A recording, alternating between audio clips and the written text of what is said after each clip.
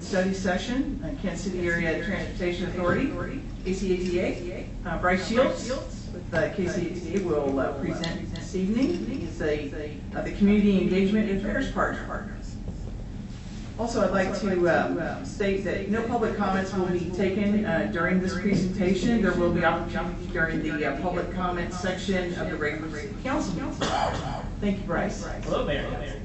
Happy to be here to present some stats about Iris. Press ahead.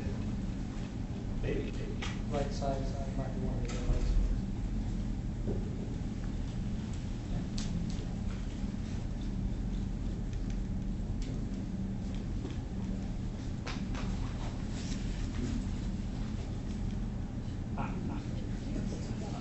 All right, so as I said, I'm going to present about Iris service, an update on how it's going here in Gladstone.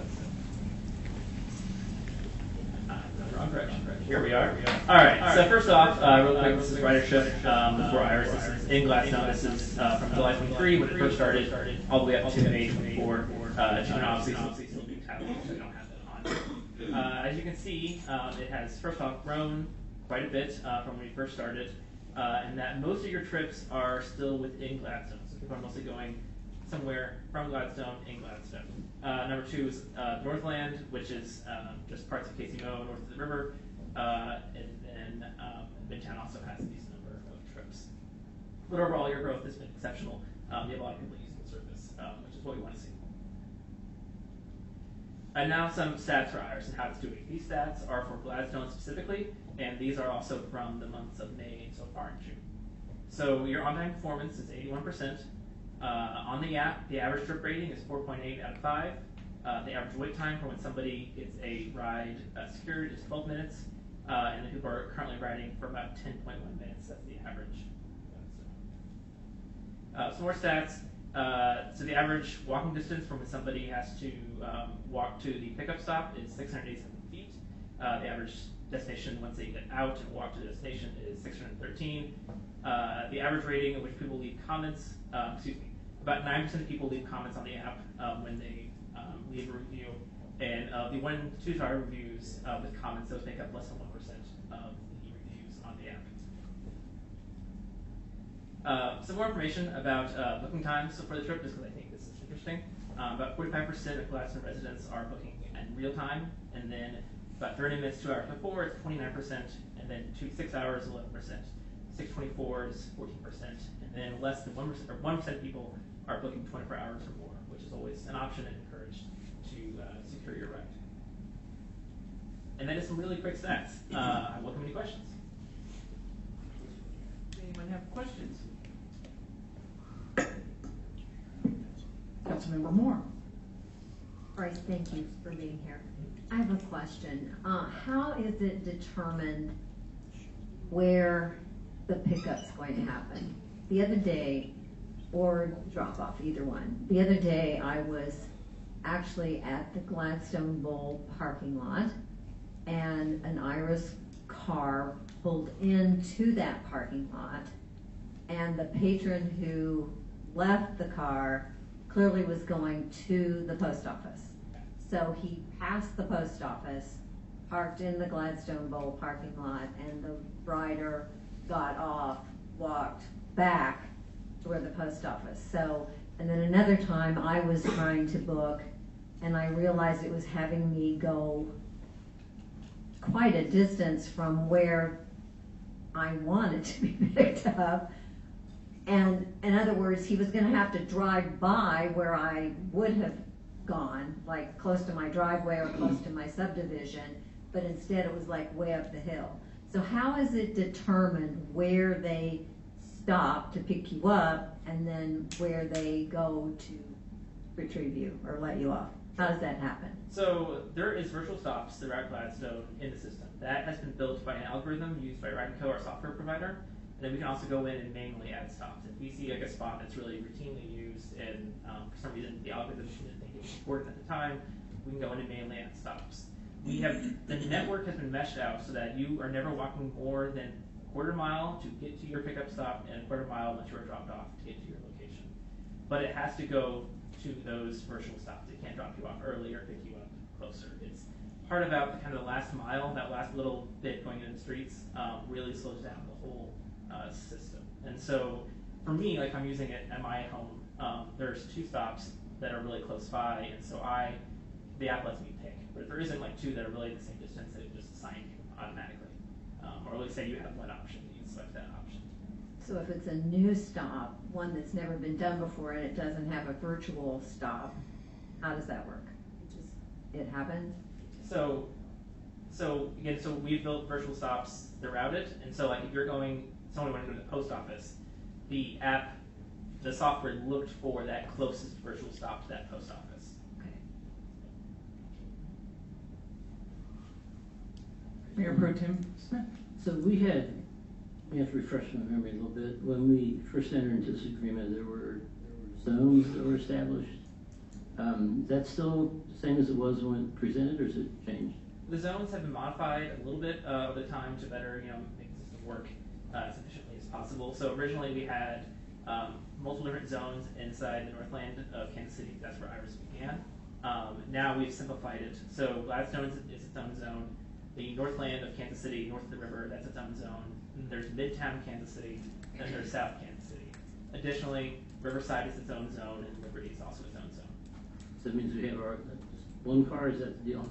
So the way our contracts with communities like you outside of Kansas City work is they're built on the latent capacity of the system of Iris, because right now we are guaranteed to have 30 cars operating in Iris throughout the whole system at any given time.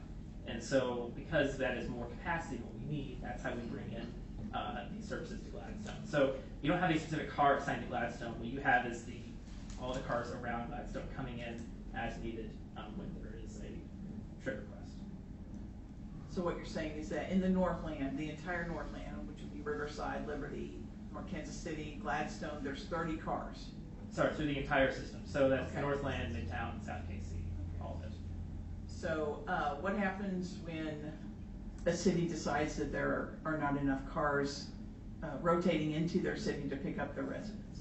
We could look at modifying a contract to have a dedicated car instead of the mesh zone system of the cars. We could talk about a dedicated car. That would be at an additional cost.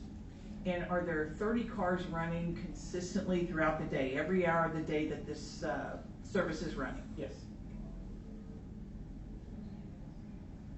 And do you know averages, Bryce, on how many cars are being used on an hourly basis of those 30? I do not, but I can ask our ICO team, see if they can pull that data and bring it back to Bob. Great, thank you.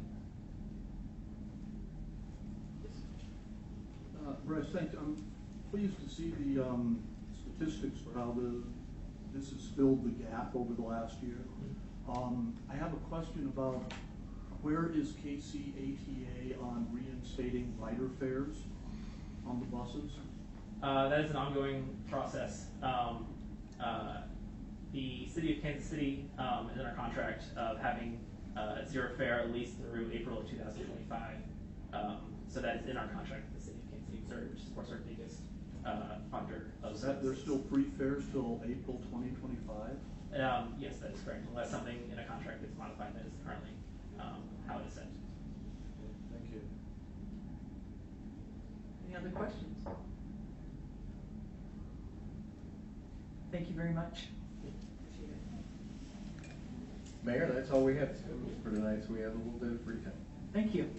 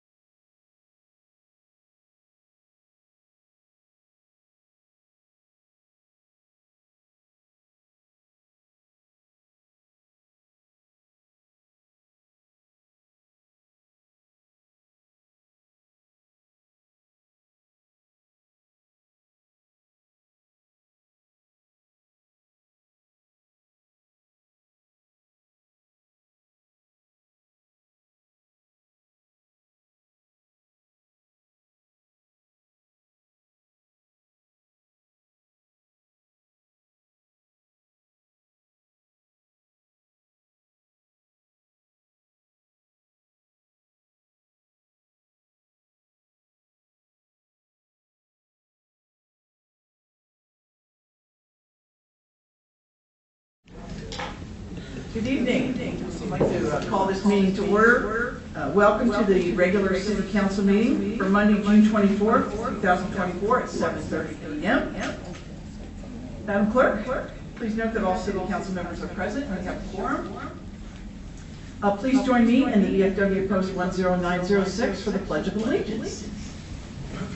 Code our attention.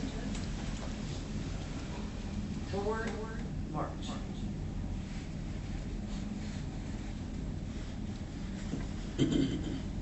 Ready? Hold. Madam Mayor, the colors are present. Post colors.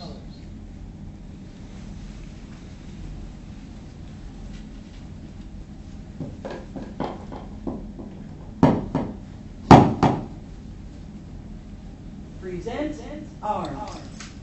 I pledge allegiance to the flag of the United States of America and to the republic for which it stands, one nation, under God, indivisible, with liberty and justice for all. Two.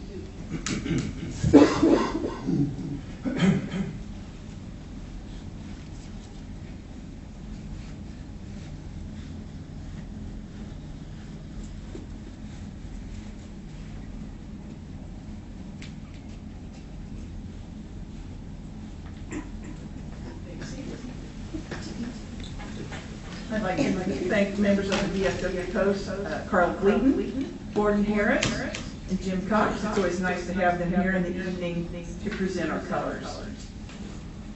The next item on our agenda is item number 4, approval of the agenda. If there are no objections or changes to the agenda, it will stand as presented. Thank you. The agenda will stand as presented. Item 5, approval of the June 10th, 2024 closed city council meeting minutes. As follows. Mayor Pro Tem Smith. Move we approve the June 10, 2024 closed city council meeting. Second.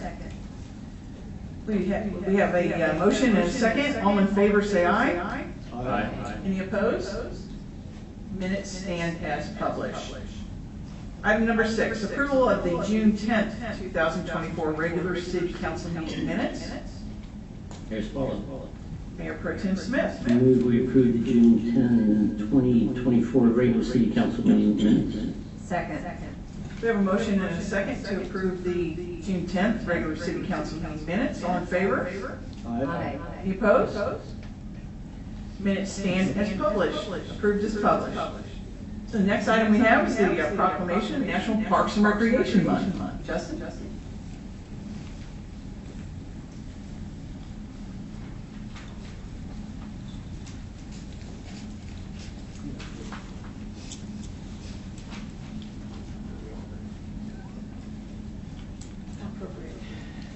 we are. All right, so congratulations on National Parks and Recreation Month. A proclamation recognizing the benefits of parks and recreation and declaring the month of July 2024 as National Parks and Recreation Month in the city of Gladstone. Whereas park and recreation activities enhance the physical health and mental well-being of individuals, workforces, and communities, and whereas participation in recreation programs builds self-esteem and provides positive and constructive alternatives to antisocial behavior, and whereas parks and recreation opportunities and open spaces enhance the desirability of communities as locations for business, industry, and residential housing. And whereas parks and recreation stimulates tourism revenues and the economic development of communities. And whereas parks and open spaces are vital to the appearance and livability of communities, protect our air and water, and balance our ecosystem.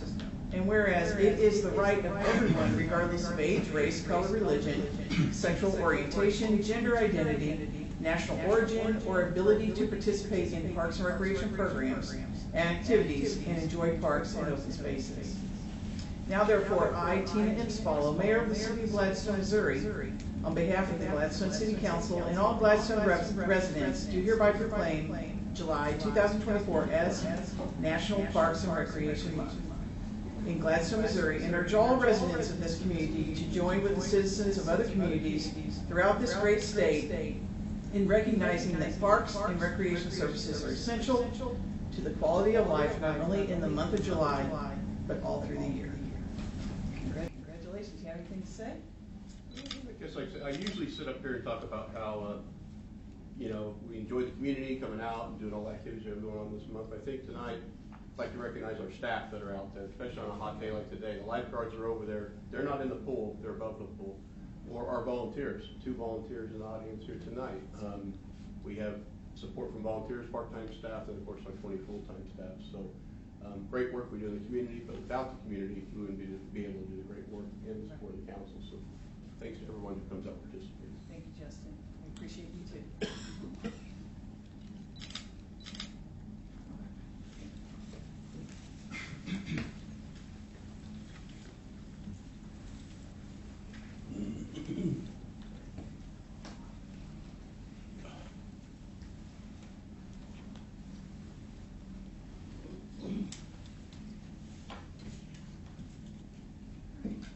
Item number 8, communications from the audience.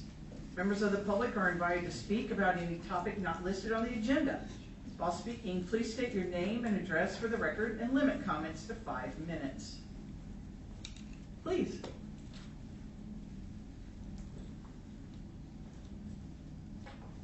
My name is Jim Oldebeck, and I live at 400 Northeast 76th Terrace.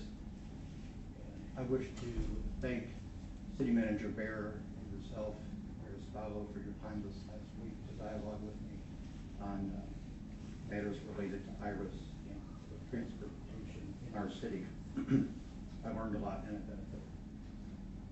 Of all things, I have 2 points to bring up on IRIS. Of all things, today at 3:30, a person in operations management at Z-Trip contacted me in response to a review I left on a particular trip.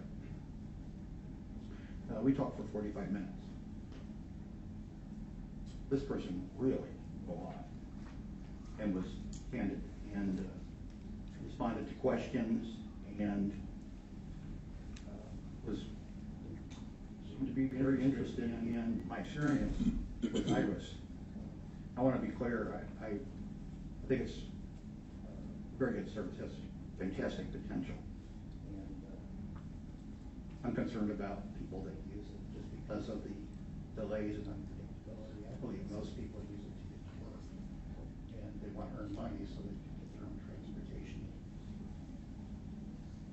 Or whatever. Or maybe they don't want to have their own vehicle. I did meet a lady who was on her way to a bus stop, and she didn't know about IRIS, but she explained to me, we chatted, we uses public transportation. She said that she had brain seizures and could not get a driver's license. So I learned a few things. This lady walked me through quite a bit during those 45 minutes. Their vision, ATA's vision for public transportation. The challenge of this metro, its geographic size and all the many different government entities. She described the slow rollout of IRIS and their efforts to prime the pump by eliminating the zones so that people can go anywhere in the city. That's the problem. It grew fast, very fast, as was described during the study session, but it created a problem because people go all the way across town. Why not?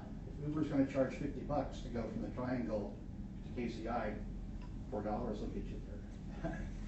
So I think that blue light special should be expired, but for some reason it has not been allowed. So there is, I think, agreement about the capacity problems, and she described it as unsustainable. I agree. It's got to be sustainable. It's got to have a needs met. So.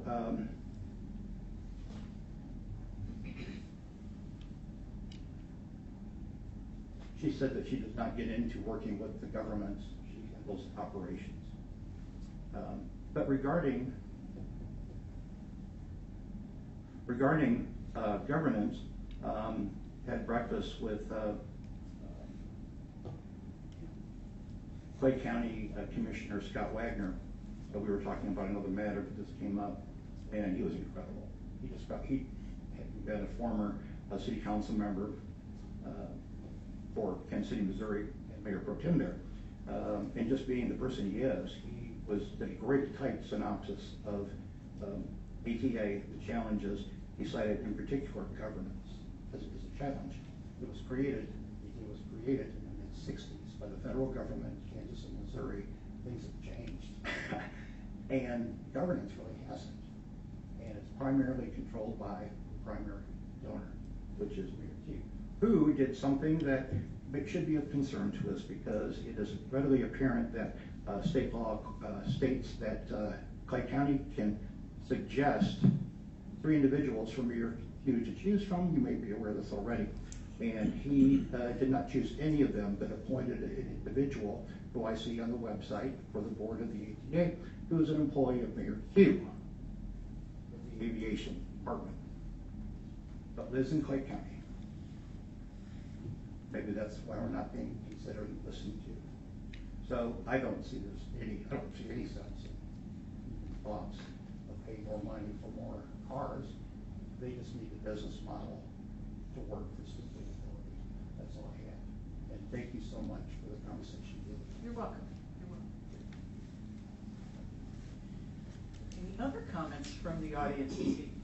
Yes, please. Well, I just want to make sure nobody else wants to go up or needs to go up. That's what I mean. Looks like it's your turn. Okay.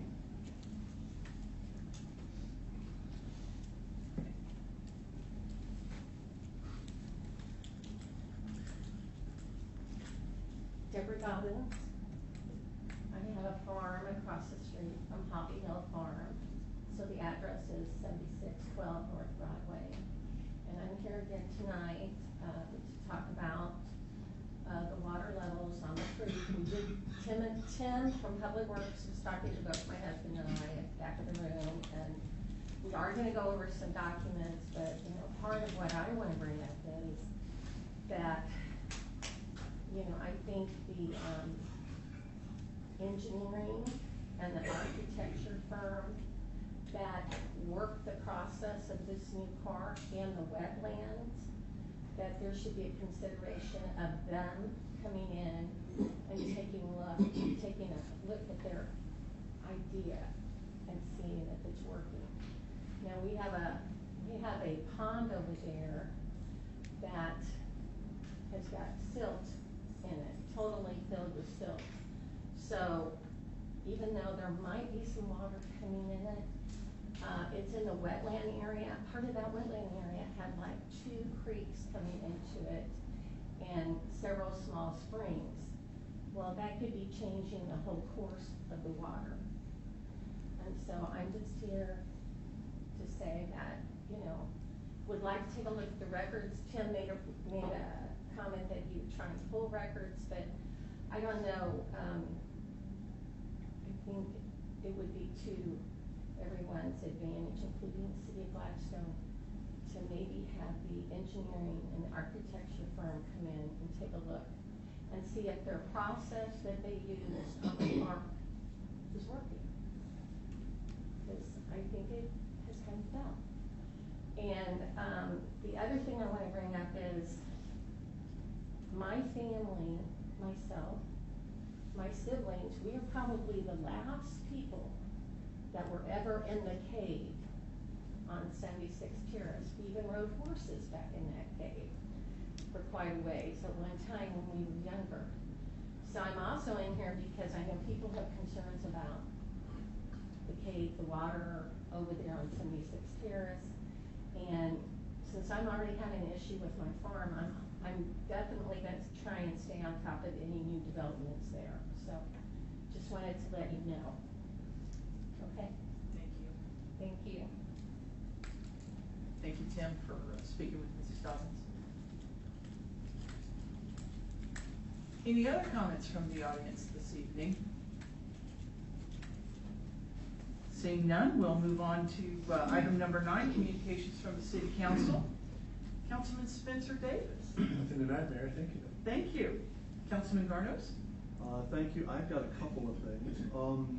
First of all, I just wanted to mention on the Hobby Hill Park, appreciate your comments, but as I recall, when we were going through that engineering and the architecture on that pond at Hobby Hill Park, kind of late in the ball game, we ended up spending a bunch of extra money to make sure that that pond was properly filling and draining.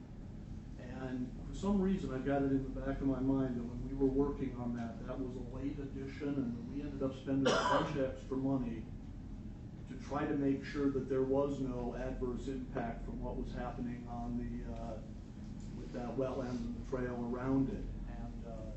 And I don't know that I'd be adverse to making sure that that's working the way it was intended, but I know we were very sensitive to that, and at the last minute, I'm thinking we spent 5 figures making sure that that pond drained properly, or the way Water and Natural Resources or whoever wanted it to. But that's just my recollection from a few years ago. I also just wanted to mention, last week got to attend Parks and Rec Advisory Board. We got updates on a variety of great projects that are going on with Flora Park project, the conversion of the tennis courts at 72nd Street into pickleball. We got an update on the dog park, the Atkins Johnson Farm Museum barn project, and the community center pool projects that are going on. We also had a very nice presentation from the vice chair of the board, advocating for what she called traffic gardens, or I think others have called it a safety city, which is just like a small area like the trail, but it's designed to look like roads for teaching young children how the rules of the road, how to ride their bike, how to be safe on the trails. And she had a very nice presentation on that to the advisory board, and you'll probably be hearing more about that in the future. It was a great idea and well received and well presented. And I think that's what we have advisory boards for. Then also I got to attend the Board of Zoning adjustment last week, where we approved a second electrical service for a house that needed it, so that was very exciting. That's all I got. Very sparkly, probably.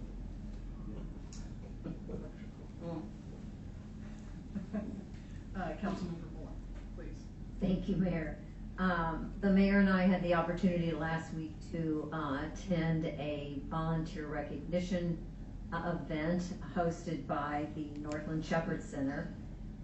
That organization does so many great things for the Northland community at large and Gladstone residents. So it was a real pleasure to meet all the seniors who were there and to understand more about their programs. Mayor Pro Tem Smith. Very small, only because I cannot help myself. And it'll never get out of this room because they really don't care what we think. But Mr. Oldebecken said about the mayor's appointment to the board, exactly what happened. And that is that he chose to ignore the 3 names put forward by the Clay County Commission and chose someone who works for the city. And I don't know if that person's going to be in a position to really argue with whatever the mayor wants to do.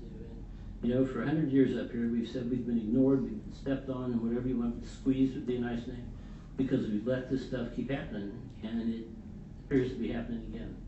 I don't know how we resolve that. I don't know if we want to send something that it won't make any difference, because he's a really good slick talker. But that's disappointing to know, that we had an opportunity to have Clay County represented on the board with the issues that we're dealing with, especially with the free fares. It's a $10 million a year hit, as a matter of fact. On a fiscal note, it's just disappointing, quite frankly. It's very disappointing.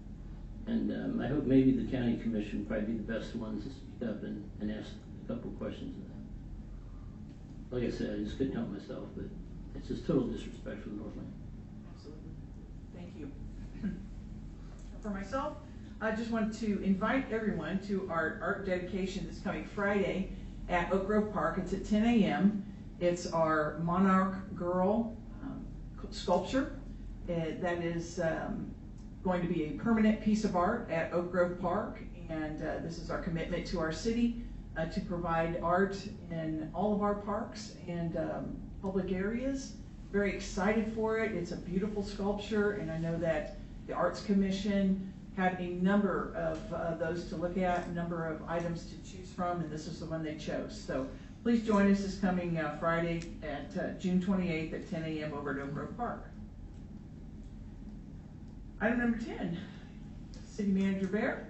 Well, while we're on this topic of Oak Grove Park, that artwork will be in place in time to have the annual 4th of July Day celebration up at Happy Rock Park, starting at 7 p.m. Thursday, July 4th, with performance by the band Flashback, and then fireworks begin about 9:35 p.m., which is dark enough that you can see it. Also, a reminder that City Hall will also be closed on Thursday, July 4th. That is all. Thank you. Moving on, item number 11 is the consent agenda. Madam Clerk, will you please explain and read the consent agenda? A consent agenda allows the City Council to consider and approve routine items of business without discussion. Any member of the City Council, the city staff, or the public may request removal of any item from the consent agenda and request that it be considered under the regular agenda if discussion or debate of the item is desired. Items not removed from the consent agenda will stand approved upon motion by any council member, second unanimous vote to approve the consent agenda as published or modified. Consent agenda. Consider special event permits. Big Shoal Country Fair, Atkins Johnson Farm and Museum, Saturday, September 28, 2024, 10 o'clock a.m. to 4 o'clock p.m. Scarecrow 5K Run/Walk, Linden Square, Sunday, October 6, 2024, 5:30 to 9:30 a.m. Friday Night Fright, Happy Rock Park East, Friday, October 18, 2024, 5 o'clock to 9 o'clock p.m. Big Shoal Cemetery Tours, Atkins Johnson Farm and Museum, Saturday, October 19, 2024, 7 o'clock to 10 o'clock p.m. The Alzheimer's Association Walk to End Alzheimer's, Happy Rock Park West, Saturday, October 19, 2024, 7:30 to 11:45 a.m. Mayor's Christmas Tree Lighting Ceremony, Linden Square, Tuesday, December 3, 2024, 6 o'clock to 9 o'clock p.m. Photos and Cookies with Santa and Holiday Nights, Atkins Johnson Farm and Museum, Saturday, December 7, 2024, 10 o'clock a.m. to 9 o'clock p.m. Resolution R-24-32, a resolution authorizing acceptance of a proposal from MHC Kenworth for the emergency repair of a 2013 Ford F-450 ambulance in the amount of $23,764.74. Resolution R-24-33, a resolution accepting easements from certain property owners in conjunction with the Northeast 68th Terrace and North Belafonte Storm Drainage Project, CP 2432. Resolution R-24-34, a resolution declaring certain city property surplus and authorizing the sale and/or disposal of such property held by the city to the highest bidder via online auction, sealed bid, and/or otherwise disposed of as approved by the city manager. Resolution R-24-35, a resolution authorizing acceptance of a proposal from Shawnee Mission Ford, Shawnee, Kansas, for the purchase of 2025 Ford Explorer Police Interceptor vehicles for the total purchase amount of $175,700. Resolution R-24-36, a resolution authorizing the city manager to execute an agreement with Co-op Fence and Construction, LLC, in the total amount not to exceed $18,596.41 for the Antioch Water Tower Fence Replacement, Project WP2492P. Resolution R-24-37, a resolution authorizing change order number 7 in the amount of $36,904.35 to the contract with Orr Construction Management Incorporated for the 2022-23 Water Mains Replacement Project WP2386. Consider financial report for 11 months ending May 31st, 2024. Thank you. Does anyone from the audience, city council, or staff wish to remove any item from the consent agenda? And if not, I'll entertain a motion. Mayor Smaller. Councilmember Moore. I move to approve the consent agenda as presented. Second. I have a motion and a second have been made and to approve the consent agenda. All in favor, aye? Aye. Any opposed? The consent agenda stands approved. Moving on to our regular agenda, item number 12. This resolution number 24-38, a resolution authorizing amendment number 3 to the contract with Cook, Flat, and Strobel Engineers, Incorporated, in the total amount not to exceed $15,618 for the design of the Linden Connector Trail, project TP2373. I'll entertain a motion. Mayor Spalding. Mayor Pro Tem Smith. Move we approve resolution R 24-38. Second. Any discussion? Seeing no discussion, all in favor say aye. Aye. Any opposed? Resolution R-24-38 stands approved. Our next item is number 13.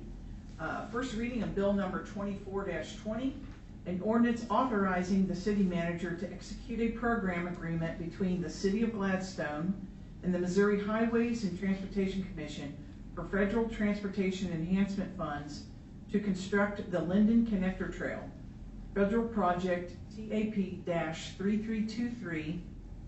TAP-3323-413, city project TP2373.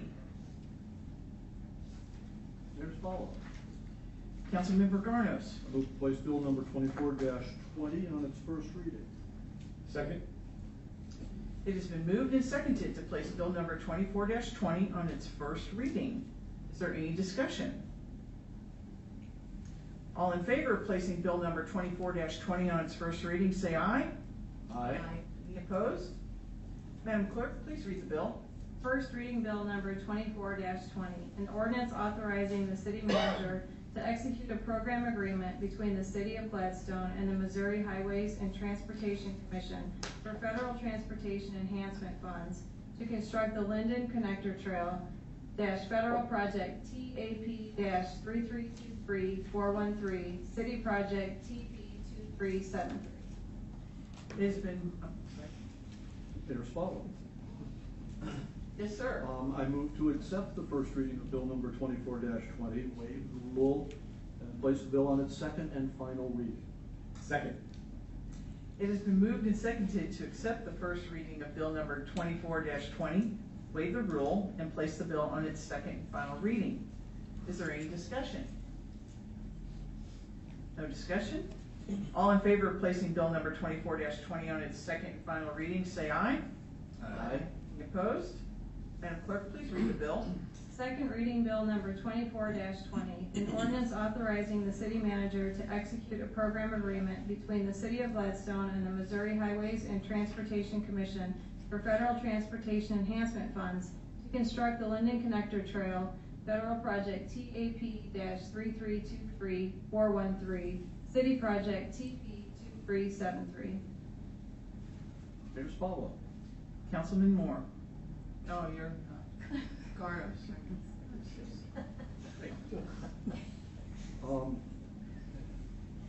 I'll do it. Okay.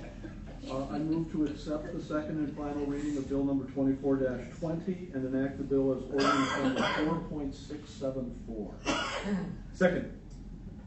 It's been moved and seconded to accept the second and final reading of bill number 24-20 and enact the bill as ordinance number 4.674. Is there any discussion?